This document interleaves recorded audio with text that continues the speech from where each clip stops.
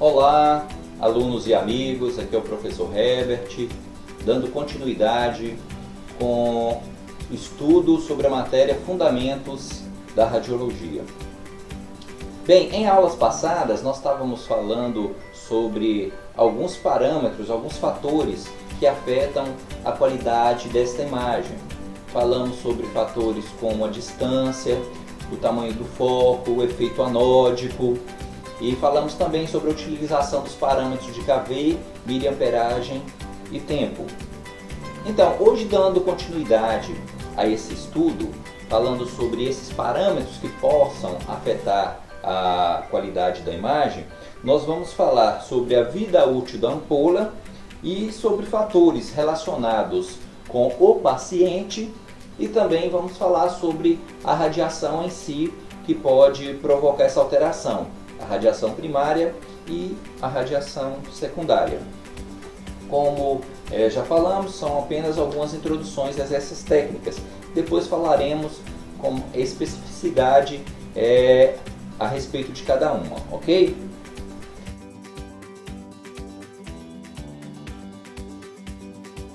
Bom, sobre a vida útil da ampola, nós já falamos em aula passada a respeito dos elétrons que incide que sai do cátodo, incide no anodo para a produção do raio-x, e que a gente, utilizando o foco correto para evitar um desgaste maior de um dos focos, isso vai ajudar a ampliar essa vida útil da ampola.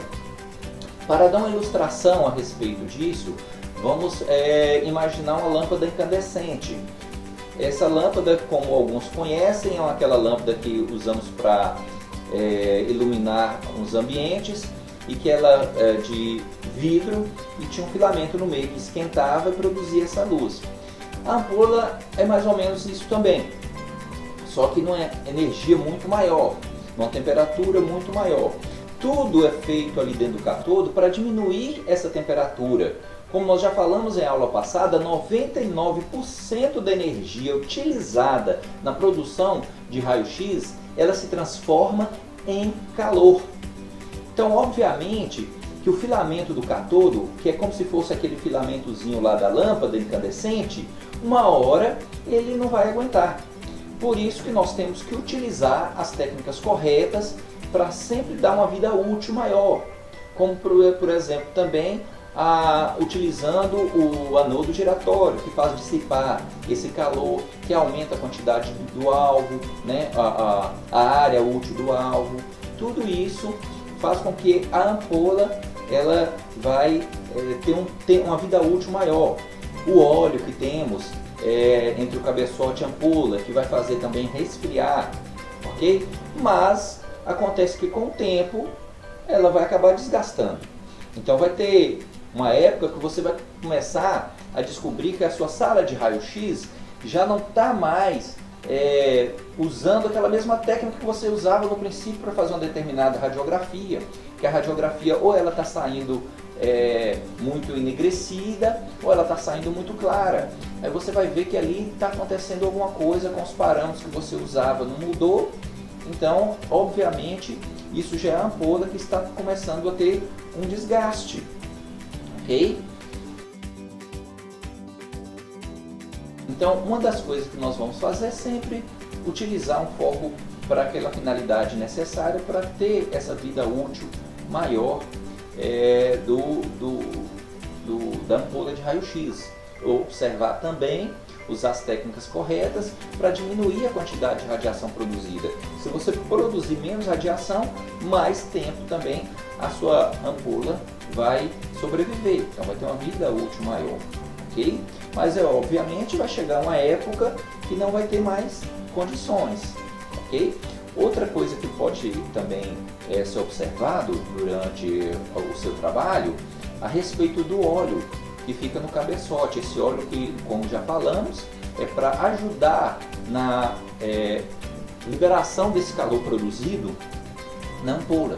Então, se você começar a notar que está tendo um vazamento, já aciona logo a equipe técnica para poder fazer essa manutenção, porque diminuindo essa quantidade de óleo, obviamente o cátodo vai esquentar mais, a ampola vai esquentar mais e nós vamos ter uma vida útil menor também desta ampola.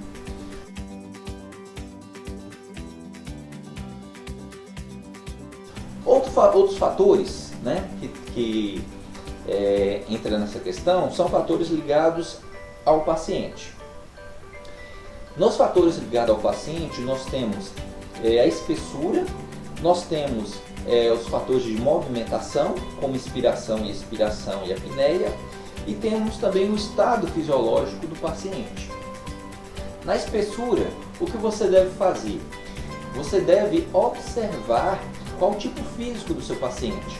Se ele é um sujeito estênico, que é aquele sujeito de tamanho normal, de comprimento e altura, um sujeito hiperestênico, que é aquele sujeito mais largo do que comprido, um sujeito hiporestênico, que é mais comprido do que largo, ou aquele sujeito astênico, que é aquele cara compridão, que chega a ser um pouquinho corcunda.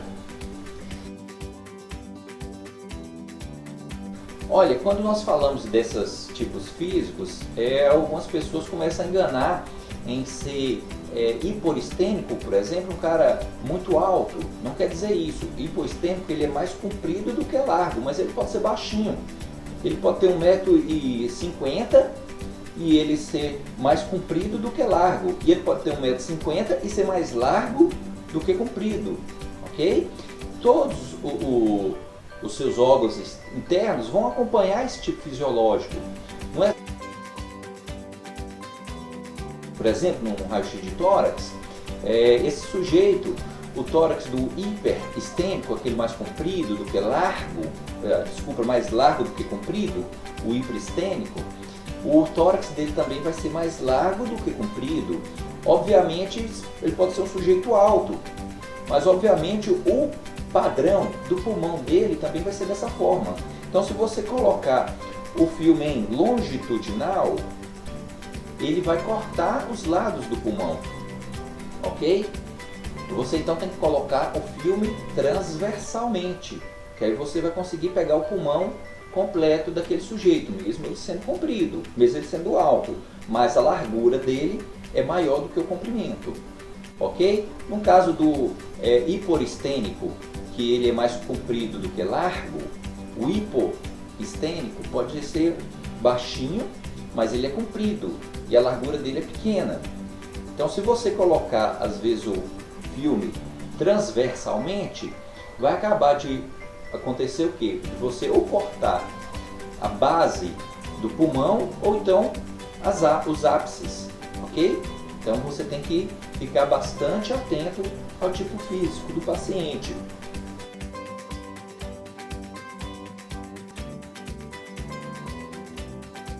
E a questão de movimentação.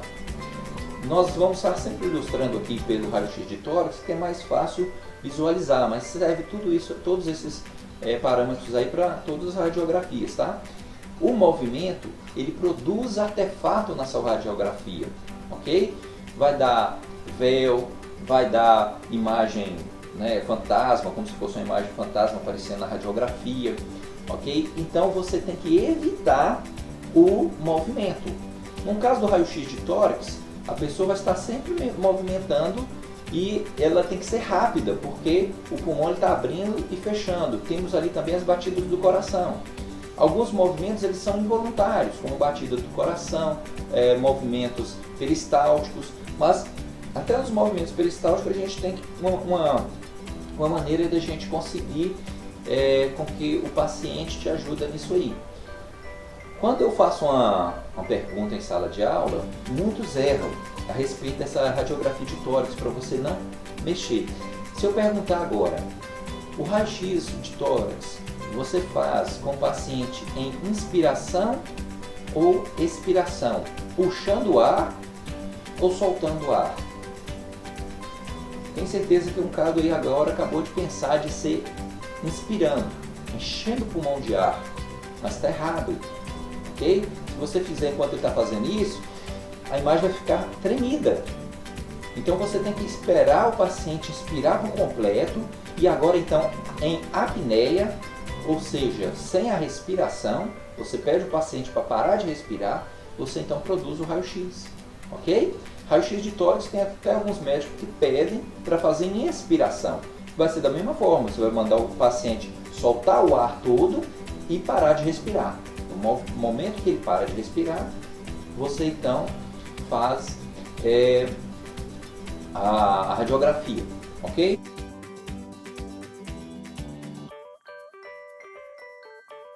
E também tem o estado patológico do paciente. É óbvio que nem todos os pacientes ela vai ter essa facilidade de te ajudar. Quando tem, ótimo. Mas até tem um detalhe aí. O paciente ele está deambulando, ou seja, ele estiver em pé, andando, ele está estando compreendendo. Você sempre, quando ele chegar na sala de radiografia, explica todo o processo para ele e explica a forma que ele tem que fazer para te ajudar. Fazendo isso, você vai já tirar 50% da possibilidade de errar a sua radiografia, ok? Então sempre tenha uma boa conversa com o seu paciente. Explica a forma que você precisa que ele fica, explica o que você vai pedir para ele, o que ele deve fazer, e isso já vai te ajudar bastante. Mas óbvio, chegar um paciente politraumatizado, um paciente inconsciente, você não vai conseguir fazer nada dessas técnicas. Então você vai fazer com a medida daquilo que lhe é cabível. Algumas vezes você pode colocar um acompanhante que esteja com o paciente para te ajudar.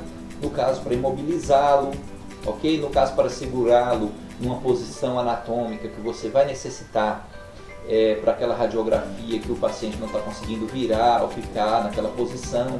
Mas nisso aí você pode sim solicitar o auxílio do acompanhante. Porém, você tem que entregar para ele todo o equipamento de proteção individual, ok? O avental de chumbo, o protetor de tireoide, as luvas plumbíferas, o óculos plumbífero, ok?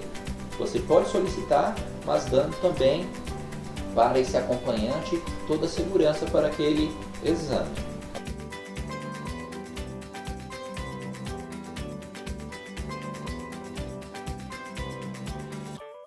E outra coisa também que nós vamos falar a respeito da qualidade dessa imagem, de alguns fatores, é a radiação primária e a radiação secundária.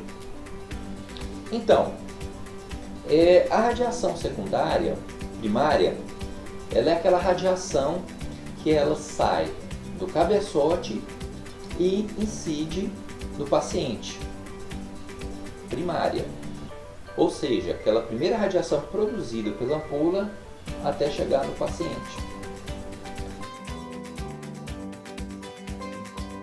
Como nós falamos em aula anterior, essa radiação é produzida lá dentro da ampola, no anodo, e ela sai por uma janela no cabeçote. E nessa janela nós temos um colimador, que ele vai aumentar ou diminuir o tamanho desse raio que vai sair de dentro do cabeçote, ok? E lá dentro, o raio-x, como nós sabemos, ele é invisível, nós não conseguimos enxergar. Então tem uma lâmpada que ela produz uma luz. Como os raios-x têm a mesma propriedades da luz, onde a luz alcançar é onde também o raio-x vai alcançar. Então a luz que produz dentro daquele cabeçote, nós vamos colimar, vamos colocar no tamanho correto, no paciente, na área de interesse.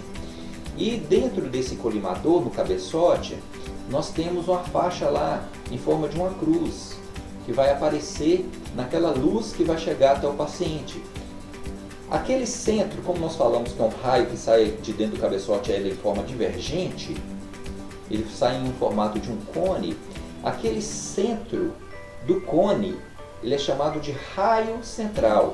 E aquela cruzinha que é feito por esse objeto que é colocado no colimador, não é à toa, aquele ali é o lugar certinho onde vai incidir o raio central. E nós utilizamos esse equipamento para produzirmos o local exato onde nós queremos que a nossa radiação chegue. Okay? Então, com aquele raio central, por exemplo, você vai fazer uma radiografia de um úmero. Você vai colocar o raio central, ok? Justamente no centro do húmero e entre as duas epífises, no meio da diáfise, ok?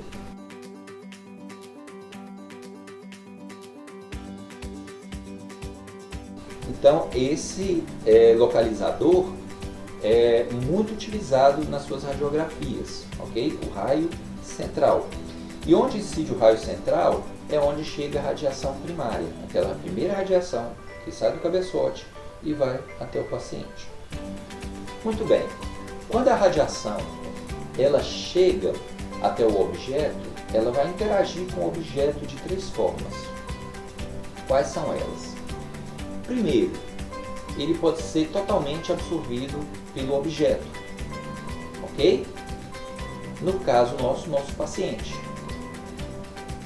Outra interação, o raio-x pode atravessar o objeto. E aí, no caso, para produzir uma radiografia, nós vamos ter lá uma película radiográfica que vai absorver esse raio-x que vai passar pelo objeto. No caso, um filme radiográfico, que nós vamos estar colocando dentro de um chassi. Ou também, no caso da radiologia digital, um cassete, ok? Ou mesmo um receptor digital. Então essa radiografia ela pode interagir com o paciente, pode passar com o paciente e ser absorvido pelo receptor de imagem, vamos falar aí do filme radiográfico, e uma terceira que ele pode bater no paciente e fazer um fenômeno de como se ele estivesse quicando, então bater no paciente e incidir em outra direção. Ok? Em sala de aula, os alunos meus aí não conhecem das brincadeiras que eu uso a bolinha de piscina lá do meu filho, aquela bolinha plástica, eu uso aquilo explicando como é o foco de raio-x. Então vocês imaginam eu pegando aquela bolinha e batendo ela na parede, ela vai quicar e ir para uma outra direção. O momento que ela vai até a parede, ela é o raio central. Do momento que ela bate da parede e vai para outro lugar, ela é chamada de radiação secundária. Então, radiação primária, quando ela sai do cabeçote em direção ao paciente, no caso a parede, e quando ela sai da parede em direção a outro lugar, é a radiação secundária. Essa radiação secundária, ela não é boa para a qualidade da imagem. Nós temos técnicas que a gente tem que utilizar para diminuirmos que essa radiação secundária seja interagida com o filme radiográfico. Mas isso aí é uma outra aula que nós vamos estar ministrando, ok? Então vocês têm que entender que essa radiação secundária ela não é boa para a radiografia, ok? Ela não é boa para a radiografia e nós temos que utilizar alguns equipamentos para diminuirmos que essa radiação secundária seja absorvida pelo intensificador de imagem, pelo filme radiográfico. Outra coisa, a fonte da radiação secundária. A principal fonte da radiação secundária é o paciente. Okay? Então, se eu perguntar onde ele é formado, a principal fonte, vocês não vão falar que ela é no cabeçote, não. A radiação secundária é no objeto, que depois que a radiação primária alcança o objeto, ele então pode produzir a radiação secundária, ok? Então, a principal fonte de produção da radiação secundária é o objeto irradiado. Ok? Falaremos disso numa próxima aula. Isso aí também é tema para outros fenômenos que nós vamos falar, que vai produzir o efeito Compton. Vamos falar também do efeito fotoelétrico, ok? Essa principal fenômeno aí que nós vamos falar sobre esse espalhamento dessa radiação é o efeito Compton, também conhecido como radiação de espalhamento, muito por causa desse motivo, ok? Nós vamos falar sobre isso numa próxima aula. Fiquem com Deus, sucesso para todos, Deus abençoe vocês.